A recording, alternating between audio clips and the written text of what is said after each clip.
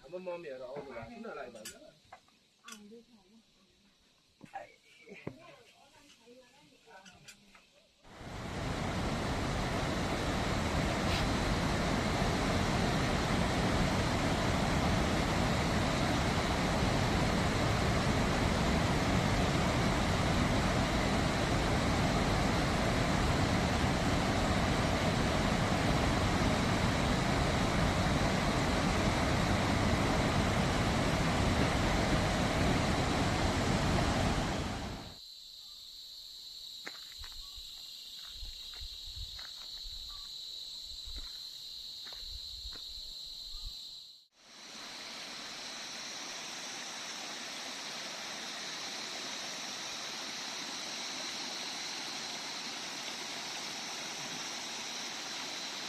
त्यो पानी चाहिँ यस्तो मिठो हुन्छ चाहिँ लेखाली पानी खायो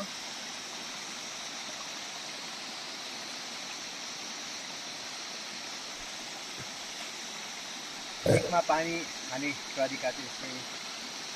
हुन्छ भाइ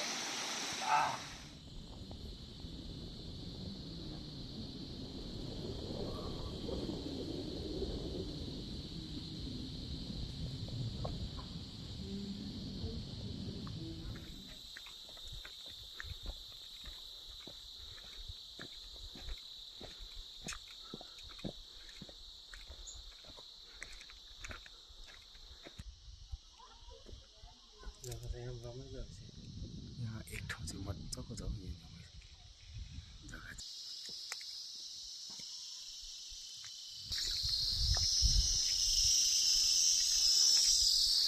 अहिले चाहिँ हामी धुप्पी नरखोला पोखरीको सामुने छौँ यो चाहिँ मन्दिर अहिले चाहिँ भने पोखरीको सामुने आइपुगेको छौँ मन्दिरहरू यो चाहिँ मन्दिर छ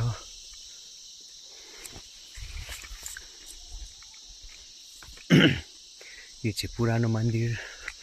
हो पोखरीको छेउको यहाँ मन्दिरमा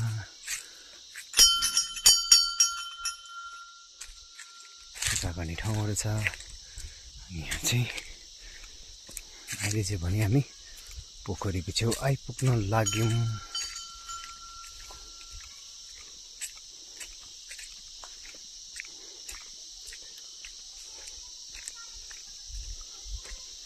यो भने चाहिँ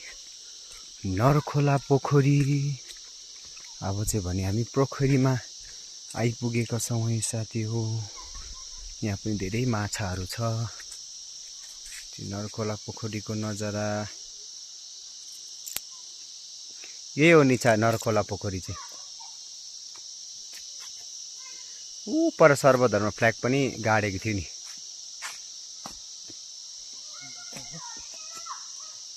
हत्तु भएर आइपुग्यो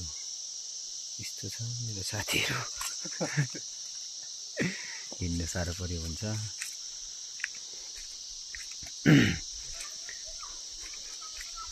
त्यो चाहिँ नरखोला पोखरीको दृश्य चाहिँ पुरा तर माछाहरू पनि छ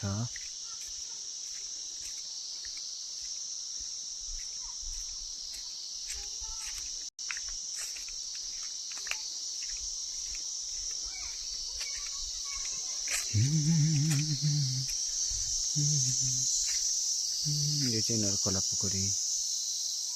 हो यहीँनिर पहिला हामीले आएर मेडिटेसनहरू गरेको ठाउँ यहाँ चाहिँ हामीले मेडिटेसनहरू मैले यहाँ पनि केही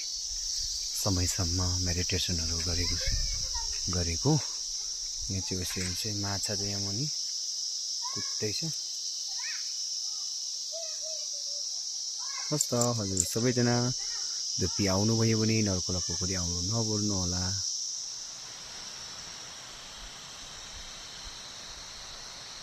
हामी बाटोमा आउँदै भेडा पनि भेटियो यो चाहिँ भेडा हो, हेर्नु सक्नुहुन्छ भेडा सेतो कालो। है त साथी हामी आज हाम्रो मनियाङ सर पनि आइपुग्नु भयो। हामीलाई चाहिँ अहिले गाडीमा लिनुको लागि आइपुग्यो। धुप्पीबाट हिँड्दै हिँड्दै गर्दा चाहिँ यो दृश्यहरू धेरै राम्रो छ। यहाँ चाहिँ जङ्गलहरू चाहिँ हामी चाहिँ यो पारिपट्टि डाँडा सबै घुमेर आएको। त्यसरी हाम्रो मनियाङ सर अनि हाम्रो निचा चाहिँ खुट्टा तोकिँदै हिँडेको छ आज। अहिले चाहिँ भने हामी